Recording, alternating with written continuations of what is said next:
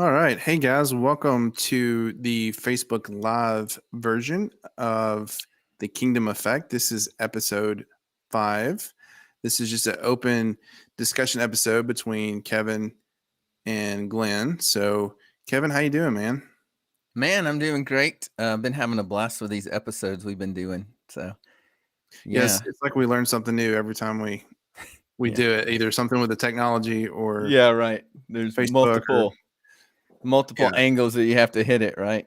yeah. So, So, we hope you guys have been enjoying the podcast. We're on episode 5 now, and we've had some really great episodes. I think Scott Horde, Laterica, um, hmm myself, and Kevin. We've just had a blast doing this, and we hope you guys are getting a lot out of this. So, with the year coming to a close, Kevin and I thought we would do an episode where we just kind of talk about the year and how that year's been for us, how it's been for our nation, and some nonprofits that we're affiliated with. And then we also want to talk about 2022 and some ways that you guys, our listeners, can get involved in the Kingdom Effect. hmm So, Kevin, let's start out by talking about, just some of the successes that we've seen in 2021.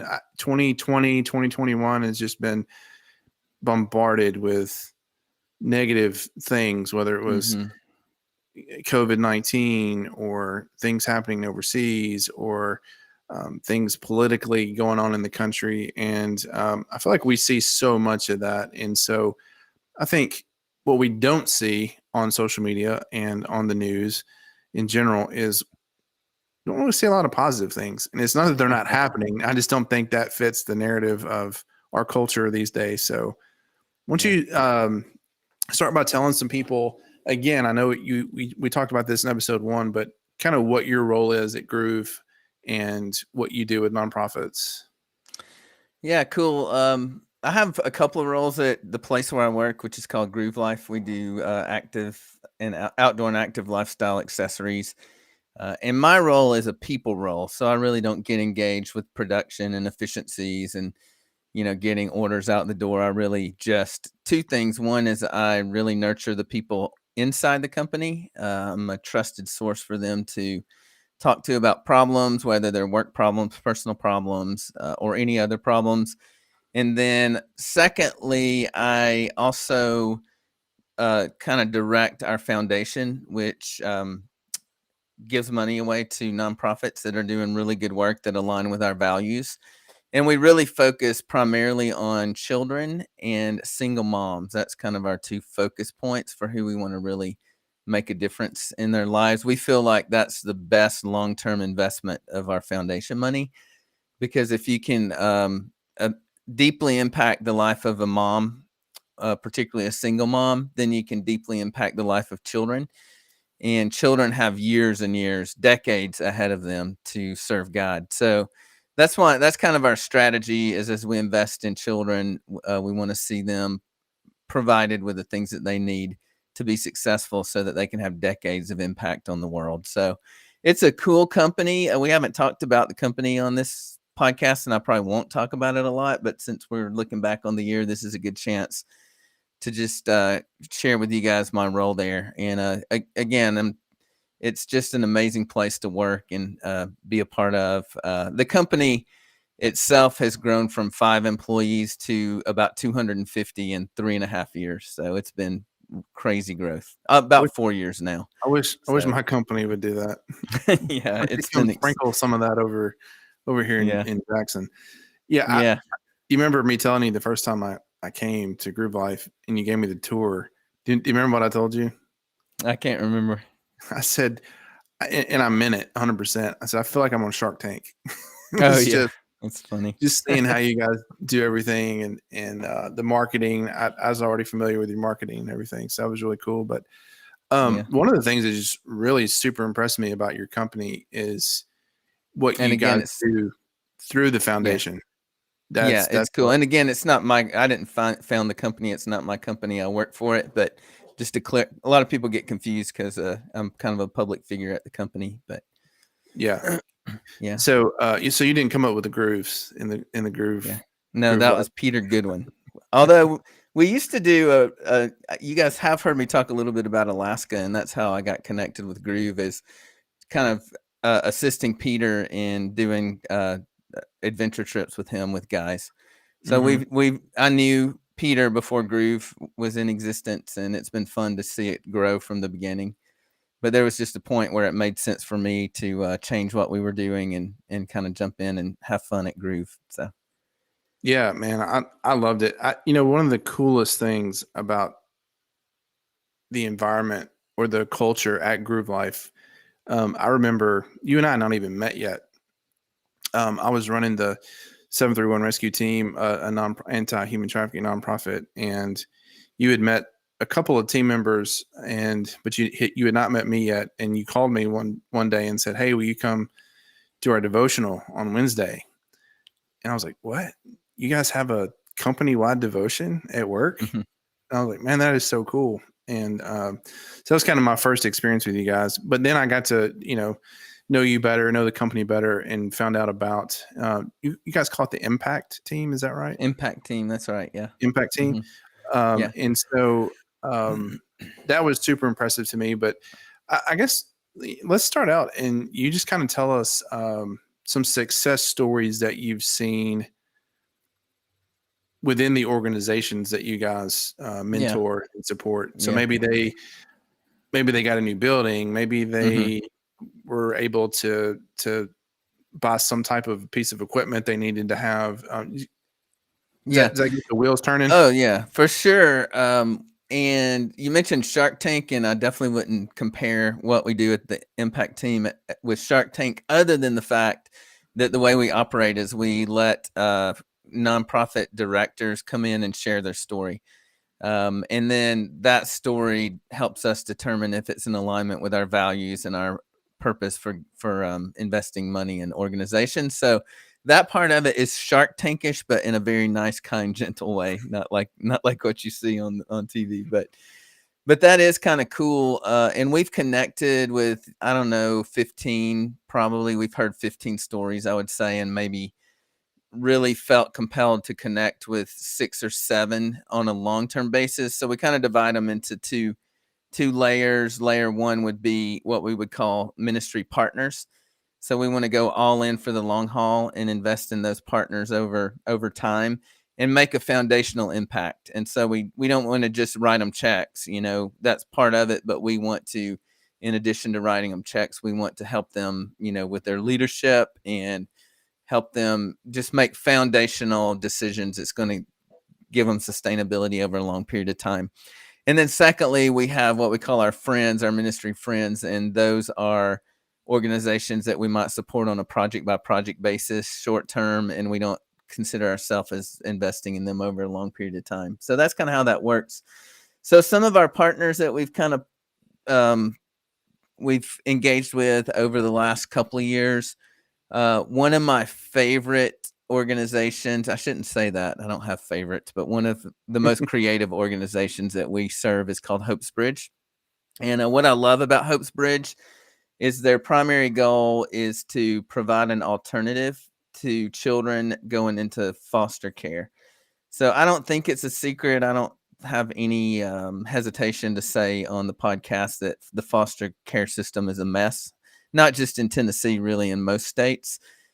The government just has not figured out how to take care of children, and it's a mess. So this organization uses a couple of, I wouldn't really call them loopholes, but a couple of creative ways to kind of intercept children as right before they go into the foster care system. And they do it through training families from churches. So they really like to have families that are connected to churches to just like the state would train them to be foster parents, and then almost per se volunteering to the foster the foster child's family to be family members. So it's almost like, hey, I've been trained, I'm equipped, I'm ready to take a kid in my house, and I would love to volunteer to be family members for you, so you can basically approve your children to stay with me instead of going in the foster care system. And that's just been so fun to work with because, it's cliche, but if the church was doing the job that Jesus called us to do, we wouldn't need the government to take care of people. And so I think that is like boots on the ground, front lines, being the church and culture. Mhm. It's super cool. The founder is a young lady that she does a fabulous job. She's got a great personality and great skills to lead, but she doesn't have a lot of leadership experience. So it's been so fun for me to walk alongside her and coach her in developing an organization, which I've developed a few at this point. So they've gone from, just trying to survive and trying to find creative ways to work with the foster care system to actually making it through the licensing process. So they'll be licensed very shortly as an alternative. And that will open the floodgates for them to be able to Yeah. work with the government and foster care. So the foster care system can't work with them real closely until they get this licensure in order.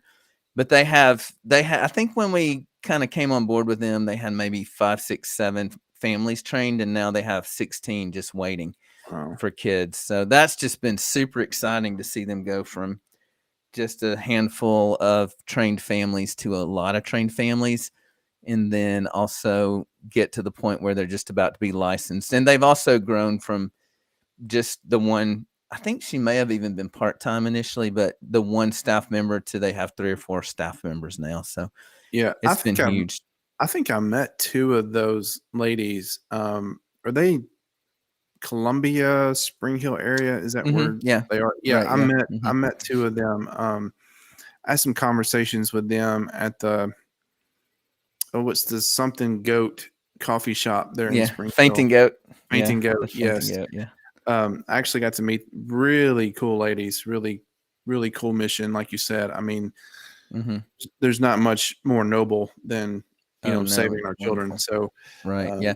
And their goal is not just to be Williamson, Murray County. Their goal is to go statewide and beyond. So mhm, they've met with the governor's office a couple of times. The governor is super impressed with the alternative. Particularly, Governor Lee loves the idea of activating churches to take care of children as opposed to depending on the government. So they're making some good inroads with both the state government as well, and just the local community. So their goal is to multiply and create Hope's Bridge branches all over the yeah, state and even around the country. So that's pretty pretty cool. exciting to see that. Yeah. Yeah. Well, speaking of, there's another one that you guys work with that I recently met the founder or director, Tammy, which we hope to have on Yeah. the show soon. She is with Scarlet Hope, Hmm. and they just got a new facility, right? Yeah. Yeah. That was Yeah. awesome too. Yeah. Tammy's part of a nationwide organization. Although they're small, they only have 4, 5, 6 cities that they're represented.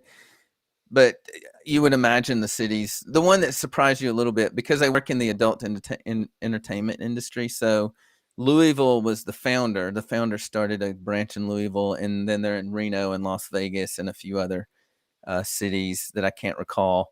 And then they just started their branch in Nashville. So Tammy, I hope she's okay with this, but I always refer to Tammy as kind of the quintessential soccer mom.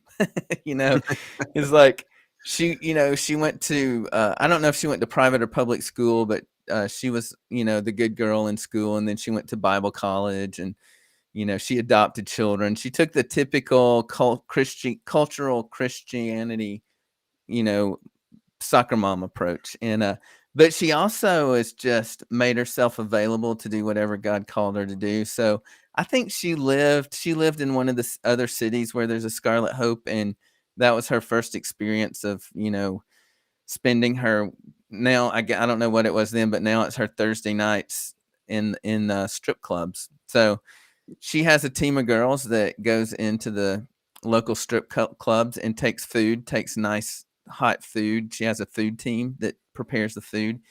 And then she's just available to the dancers. So I don't know if you can get this in your mind. You might not want to get it in your mind, but imagine she walks in, she's got kind of the favor of particularly one of the club managers, and he actually sets up a nice table for them off to the side of the stage, and she sets up a nice meal and just interacts and builds relationships with the dancers. The dancers love, they call her team the church ladies, and they love her being there because they get a nice hot meal, but they also get someone, uh, 2 or 3 girls that they can trust, that they built relationships with, that they can just share some of the most difficult things you can imagine that they're going through in life. Hmm. Nobody, is 12 years old and imagining themselves dancing in clubs at night when they grow up. Yeah. It's not something that you dream about. It's something that you fall into because you're in survival mode and you've got to figure it out. And so Tammy just loves those girls, encourages them, feeds them, invests in them. And then, as we kind of started working with her and asking the question how to take the ministry to the next level, and I'm not saying we did all this, because this is how some of the other branches work as well. But as we were asking her what would really move the needle for you in your ministry and take it to the next level, the it's really hard to have deep conversations with women in that environment. They're working, they're thinking about what they've got to do next, or what, they just got off the stage. So a place to get those ladies off site, and build their job skills. A lot of them just, it's all they've ever known or done, is danced in clubs. And so they just need some help with resumes and filling out applications and developing job skills. And so she's actually opened up her first little space that's going to be a resource center for the women, and she'll be able to invite them in before they go to work, and just, she'll have a counseling room, she'll have some Bible studies.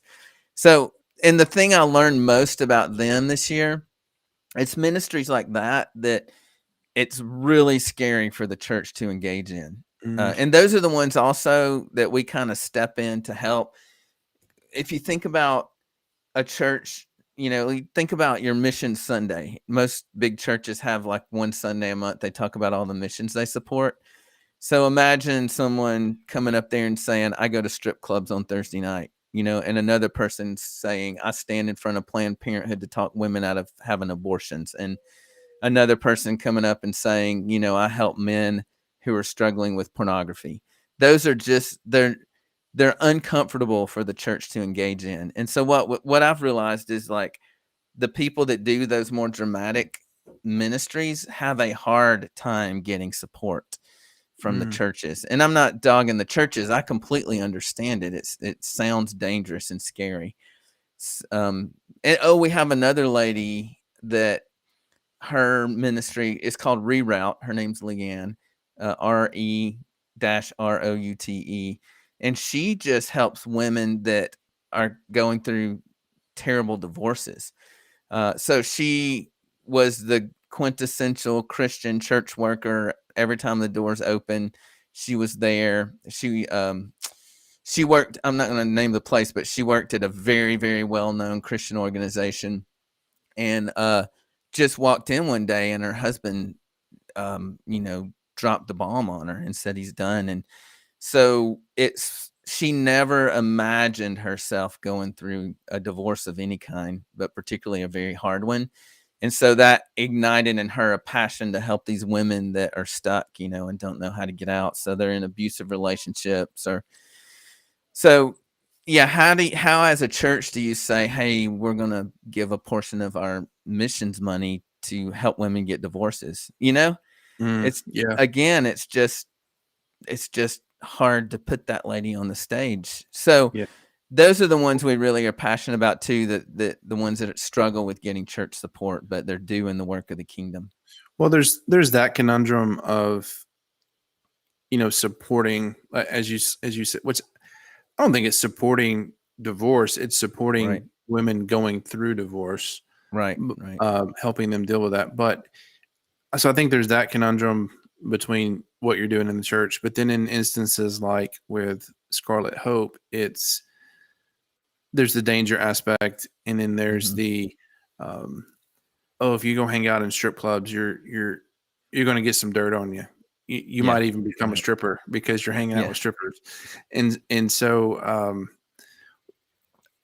I think that's another big issue within the church is, oh, we can't go there. They might rub off on us. Mm-hmm.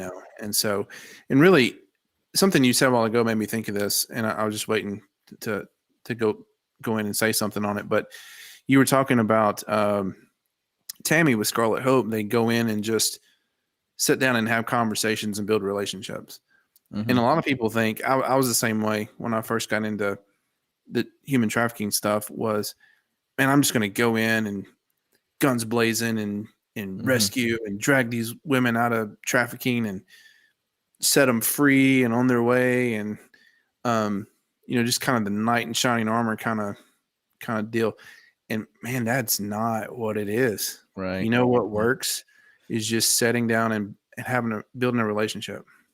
Mm-hmm. Listening, excuse me, listening, talking, meeting a need, not being judgmental, not preaching at them, not, just having a relationship that goes Mm-hmm. so far. Um, at least in my experience with the survivors that I work with, that goes so far. Just being there. Mm-hmm.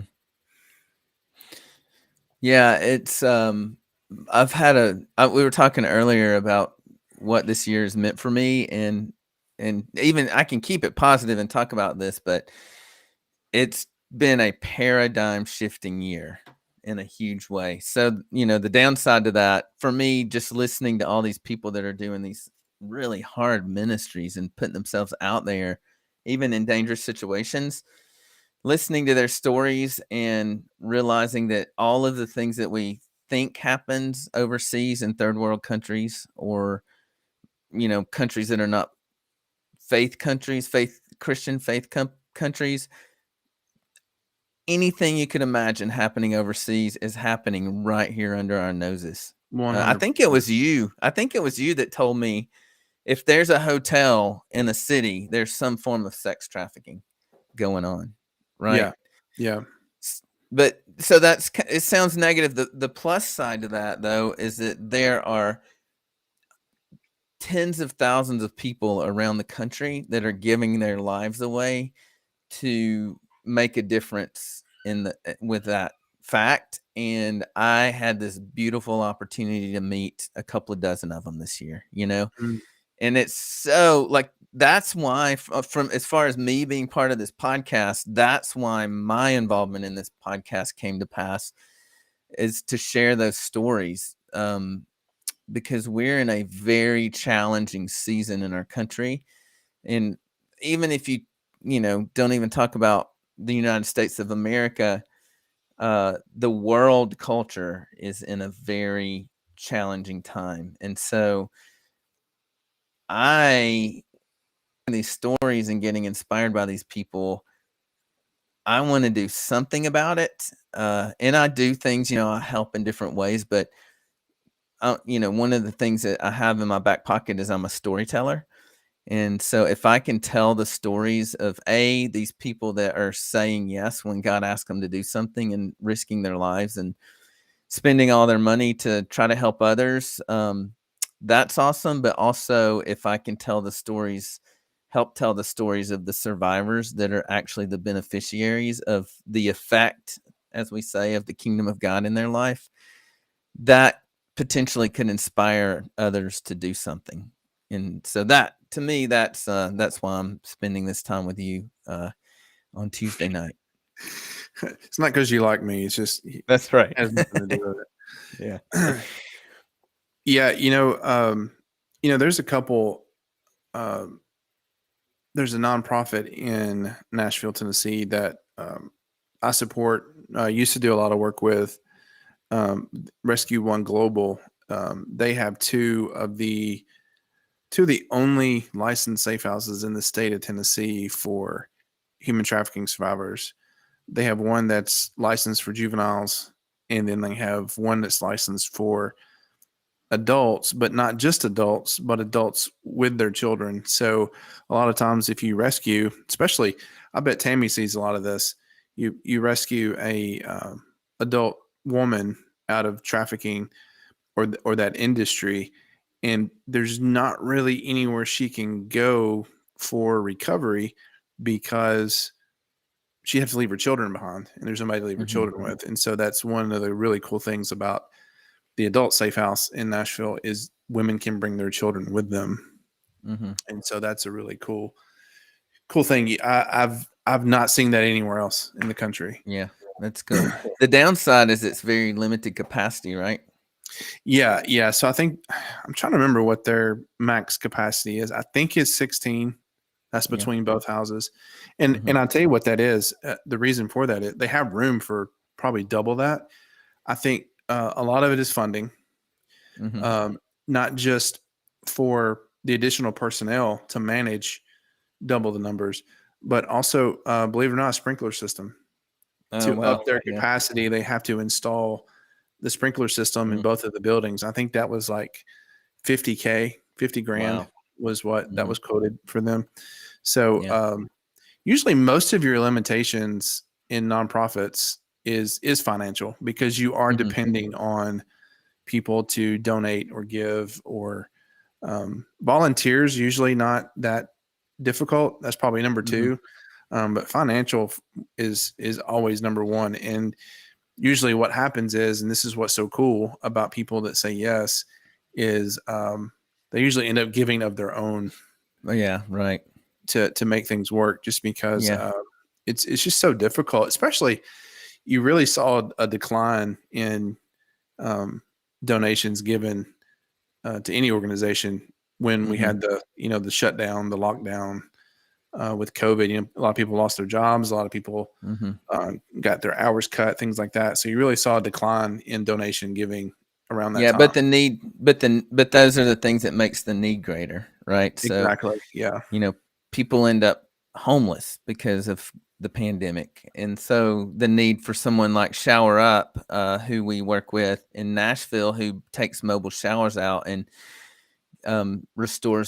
helps restore people's dignity because they're clean, their need rose greatly, but giving is a challenge. So fortunately, they were able to actually launch a new whole city in Chicago, Illinois. And then you have added to that is just the stress that those directors and those volunteers go through. I went out to help Shower Up a couple weeks ago, and I thought that I'm trying to think. There was another organization that I went out to help. I can't remember what it was, but I thought that was really difficult, and it sounded more dramatic. I thought, oh, this is so cool. It'll be so nice to go and serve homeless people under the bridge, right? And man, I was probably out there an hour and a half to 2 hours, and it was all I could take, because the weight of the mental health of those people, and I mean, straight up spiritual and demonic oppression, that Mm, not all of them. There are people that are there.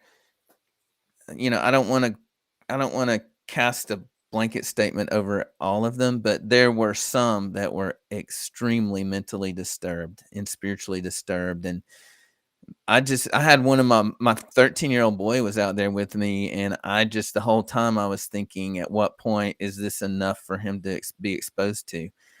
Uh, so those guys that do that take those shower trailers out there, they go out there 6 days a week, you hmm know, and for 4 or 5 hours sometimes. So I was talking to a guy today that I just met for the first time, that helped for a few years, helped young men with pornography addictions. And he heard so many stories, and it was so heavy for him over the course of a few years, that he actually had to take a few years off because he just could not take any more. It was so heavy. Yeah. And you can understand that with your history, Sure. right?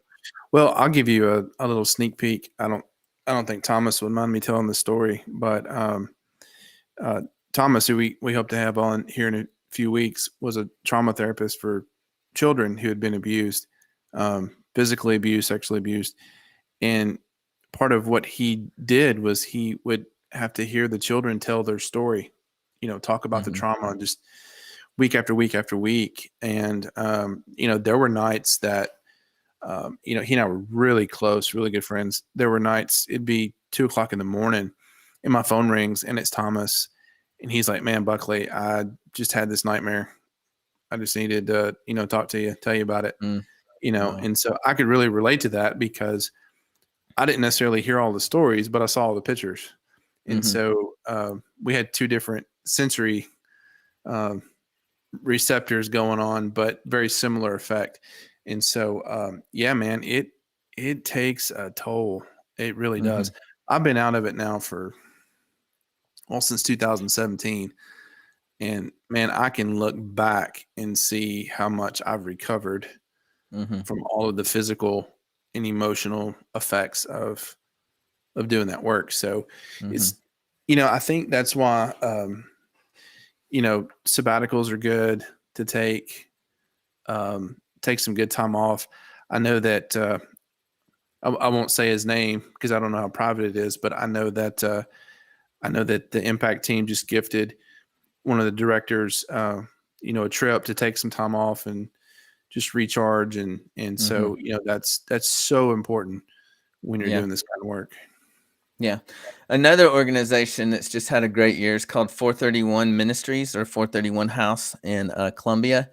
And their story is so cool that I love telling this story. This was really my first young founder that I really engaged with and got super excited about. But her name is Rachel Peck, and Justin is her husband. And she worked at Ramsey Solutions in with Dave Ramsey's organization. And this is a few years ago. A lady walked in to the front desk at I think they were at their old building before they got in their big fancy new one. And she basically told her story and said, I don't do this. Like, I don't come in and I don't ask people for help. I'm not a homeless person, that's got my hand out. But I don't know what to do. And I think she had 2 children. And she said, I really just need a place to stay and some people just to help me get through this dip right now in my life. And so they sent out like a company memo to the whole company, which probably 700 or 800 at the time. I think they're closer to 1,200 now, and said, does anyone have a resource that we could direct this lady to? And Rachel tells a story. She said, oh, I'm going to pray about it over the weekend. And over the course of the weekend, the Lord basically said, you're the person. And she's like, literally, she lives in a 800 square foot home with her husband and baby. I think the baby was born at that point, out on a little piece of property way out in the country, 800 square feet. You know how small that is, right? Mm-hmm. And but yeah, she felt like God was calling her to bring this lady and her 2 children into their home. It's a crazy story. So she, by Monday morning, she knew they were the family, and so she went in and said, I want to help this lady. Hopefully I'm getting the story right, Rachel. I think I am. And they brought the lady and 2 children. They moved. I think they did have the baby, the nursery. I think they moved her and her husband and baby moved into 1 bedroom, 2-bedroom little place. And they moved the mom and 2 kids in the other bedroom. And she lived with her for a while. Wow. And they invested. And then that started, like, she realized that there's this gap of women that can't get taken care of by most organizations. If you have multiple things going on, like if you have mental health issues or addiction issues, and some other issue, there's this really thin slice of the pie that organizations will work with. So women that struggle with multiples of those, there's no help. I mean, I'm sure there's help, but it's really hard to find help for them. Yeah. So they created 431 House, which similar to what Hope's Bridge does. They have host families that invite women and into the home to just get through the dip until they can That's get their so feet cool, on the man. ground. One thing they've done, I don't know if they're still doing this, but one thing they do is they'll do the step up program. Like after you've been in the program for a little while, they'll find a house for you to lease, and then like initially pay 90% of the rent, and you pay 10. And each month it shifts and shifts and shifts until the lady's able to just pay all of it on her own. So That's really that really turned me on. I don't know if they have anyone doing that now, but that's one of the things that turned me on. But the funny thing is, Rachel's like, I always say this to her. She probably hopes she don't get offended, but she's just this little skinny girl, like this little young skinny girl. And like when she asked to meet with me and she shows up at the office and I take her in the conference room, I'm thinking, what is this girl gonna do? But then like she starts talking about the ministry and she just lights up, and she's a huge visionary and she's a great leader. And she just shocked me, that, David and Goliath, bro. yeah, it's like, it's a don't judge a book by the cover situation. Yeah. But she is just a wonderful, her and Justin are wonderful. And she actually was able this year to purchase a piece of property. The coolest story is there's this building across from their home where they live, and they kind of had their eye on it. But one of the family members of the people that own that building, a young girl, tried to commit suicide inside that building. And so the dad had no idea what to do, or grandfather, I can't remember, had no idea what to do, and said, "Can you help my granddaughter?" And so they swooped in there and did their thing and got that girl kind of stabilized and headed in a good direction. And then the grandfather came back and said, "Hey, we want you to have this building." And it's Wow. the very building that the girl almost committed suicide, that actually is alive today because of them. And but he said, "I purchased this." I can't remember the exact date, but I purchased this back in 1986, and I'll sell it to you for what I purchased it for, which Dang. was a third. I think it's about a third of market value. Yeah. So, them investing their life in this suicidal little young girl, not only made a huge difference with that girl's life, but it also launched their ministry into a whole new place. So that's the victory story. They were able to purchase that building this year, and they're waiting. One thing they have to do, if there's anybody out there that can help that's listening, is they have to get the roof replaced before they can go any further. And it's a steel beam metal roof, and it's going to cost them about $100,000 to get the roof fixed. So they got the property. I might know a guy. Yeah, that's awesome. They got the property for a steal, but they're going to have some expenses to get everything where it needs to be. So they're actually creating a community center that's going to be shared with multiple ministries from that building. So yeah, lots of great stories from this year. Even though it's been crazy in our culture, Yeah. there's still really good people doing really good things. Well, man, I'd say that, that's a good example of, we say go all in all the time. And, Mm-hmm. how do you go more all in than moving a few people into your home, Yeah. and Yeah. Right. consolidating bedrooms and things like that. And, going all in, that's those are for the people that feel that call to go all in. Whether that's to start a nonprofit or a ministry, or step into some leadership role inside one that already exists. But you don't have to go, I'm using my air quotes, you don't have to go all in to help support these ministries. Like we were talking about earlier, there's financially donating things that are needed. Like I know Rescue One just did a big Christmas thing where all the survivors that are at the safe house, they make a wish list for Christmas, and Rescue One puts that out, and people, go purchase those items and give these survivors a Christmas, because most of them are kids. And so I used to tell people when with our nonprofit, people would call and say, "Hey, how do I want to volunteer? What can I do?"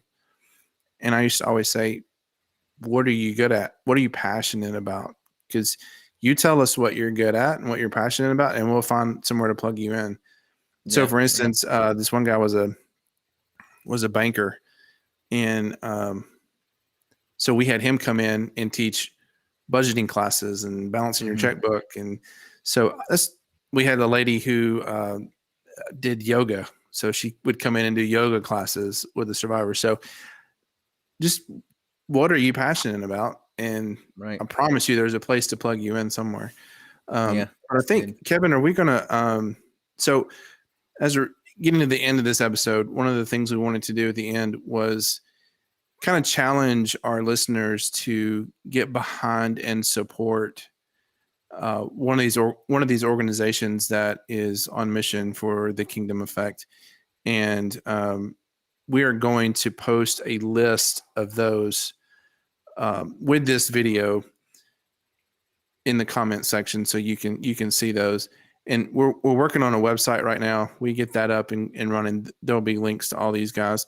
But what our challenge to you guys is for 2022, a New Year's resolution, if you will, is go down that list, go visit websites, go, find out what these guys are doing and how you can help and get in contact with them. And just our challenge is for you to commit to supporting. You can fill in the blank on what support means to you, whether that's just praying for them, whether that's, donating financially, volunteering, whatever that looks like for you. Our challenge is that you support one of these organizations that we're going to post that Kevin and the Impact team at Groove Life have partnered with. Yeah, even Scott Hord talked a lot about the different levels of how people help, with his ministry over our last couple of episodes. So, some not everybody stands on the on the sidewalk at Planned Parenthood trying to engage women. There's I think Laterica kept talking about a lady named Miss Kathy that's just completely radically changed Laterica's life, and helped her kind of get on the right path. So that's just a mentorship aspect of what Scott's doing, big picture. But yeah, Hope's Bridge is always looking for clothes and diapers. The Hope's Bridge families, don't get the government stipend. So they're saying, I want to do this. I want to do it right. And I don't need to get paid for it. So one of the things that we do with a couple of the Hope's Bridge families is provide money to help them get childcare so that, they can get a little bit of breathing room. But also we have a group called Nashville Angels is another one we work with that provides what they call love boxes to families each month. And so we have a few employees, I think 16 employees at Groove that take $5 per paycheck out of their payroll, deduct out of their paycheck. And that pays for 2 love boxes to go to 2 foster families. So another great organization that had a really great year is Nashville Angels. If you're in the Nashville area, you can actually just, sign up to take those love boxes out to the families, and just hang out with the family. So yeah, that's you definitely, if you want to go to the next level is different for everybody. It might just mean an hour a month for you, or an hour a week. It doesn't have to be, 20, 30, 40 hours a week. So if you get in touch with us and say, hey, I want to help, I'm in this area, do you have an organization that you can recommend? If we don't know someone, we'll find someone that will take you in at whatever level you're able to give. And then, as Buckley said, there's always financial needs. As a matter of fact, as I've been working with these organizations, I've narrowed it down to 4 things that they are in dire need of. So they need money, they need buildings, they need leadership training, and they need to not feel alone. Because if you want a ministry leader to burn out and implode on the inside, let them try to do it alone. And them not being alone might just be a person calling and saying, hey, can I take you out to lunch today? Or, hey, can I help you and your husband take a weekend retreat to the lake? Come stay in my lake house. So, yeah, those are the big 4 needs of all of these people we're talking about: money, buildings, and you know this well, Buckley, leadership training in a lot of cases, especially with young leaders, and then that they're not feeling alone. Yeah, I agree with all of that 100%. I've never heard you say that. So, but yeah, I'm in 100% agreement with that. And probably, in my opinion, the most important one is the last one that you said, number 4. Yeah. Them not feeling alone and feeling supported as individuals or as couples. Because